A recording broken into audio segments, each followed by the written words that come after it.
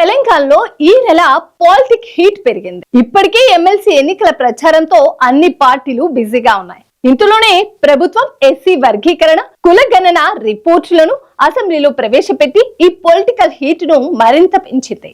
అయితే ఇప్పుడు ఓవైపు కేసీఆర్, మరోవైపు రేవంత్ రెడ్డి బహిరంగ సభలతో రాజకీయాన్ని మరింత రసవత్తరం చేయడానికి రెడీ అవుతున్నారు. ఏ రాజకీయ పార్టీ అయినా, ప్రభుత్వమైనా తీసుకున్న ప్రతి నిర్ణయాన్ని ప్రజల్లోకి తీసుకువెళ్లి పరపతి పెంచుకోవాలని ఆలోచిస్తుంది. ఇప్పుడు కాంగ్రెస్ కూడా అదే ప్రయత్నాలకు తెరలేపింది. ఎస్సీ వర్గీకరణ, కులగణనకు సంబంధించి 2 బహిరంగ సభలు నిర్వహించాలని ప్లాన్ చేస్తుంది. ఇప్పటికే సభలు పెట్టాలని డిసైడ్ అయింది. ఈ నెల పెడతామని టీసీపీపీ చీఫ్ కూడా ప్రకటించారు.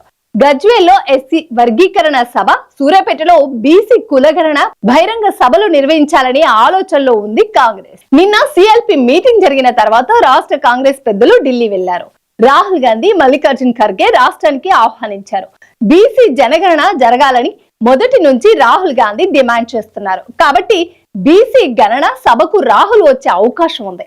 ఇక ఎస్సీ వర్గీకరణ సభకు ఖర్గే వస్తారని ప్రచారం జరుగుతోంది. ఎన్ని సంక్షేమ పథకాలు అమలు చేస్తున్నా వాటిని ప్రచారం చేసుకుని ప్రజల్లో పరపతి పెంచుకోవడంలో పార్టీ విఫలమైందని కాంగ్రెస్ నేతలు కొంతమంది అభిప్రాయపడుతున్నారు. అందుకే ఎస్సీ వర్గీకరణ, బీసీ జనగణనపై బహిరంగ సభలు పెట్టి వాటి ఫలితాలను పార్టీ పొందాలని భావిస్తున్నారు. అందుకే పెద్ద ఎత్తున ఆ సభలను ప్లాన్ చేస్తుంది కాంగ్రెస్.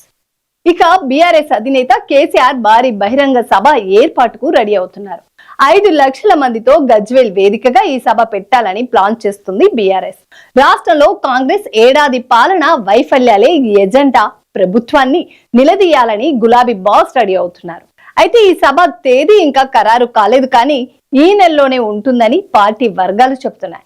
కాంగ్రెస్ పార్టీ ఇచ్చిన హామీలు, రైతు భరోసా, రుణమాఫీ, రైతు ఆత్మహత్యలపై, అలాగే నేతన్నలు, ఆటో కార్మికులు ఆత్మహత్యలపై రేవంత్ సర్కార్ ను ప్రశ్నించాలని గులాబీ పార్టీ ఆలోచిస్తుంది. వారం రోజుల క్రితం బీఆర్ఎస్ పార్టీ లీడర్లతో కేసీఆర్ భేటీ అయ్యారు. ప్రభుత్వ పనితీరుపై కేసీఆర్ అసంతృప్తి వ్యక్తం చేశారు. తాను కొడితే మామూలుగా ఉండదంటూ స్ట్రాంగ్ వార్నింగ్ ఇచ్చారు. అందుకే కేసీఆర్ గట్టిగా కొట్టడానికి రెడీ అయ్యారంటున్నారు కార్ పార్టీ నేతలు. మరి కేసీఆర్, రేవంత్ రెడ్డి సభలో ఎవరి సభ హైలైట్ అవుతుందో చూడాలి.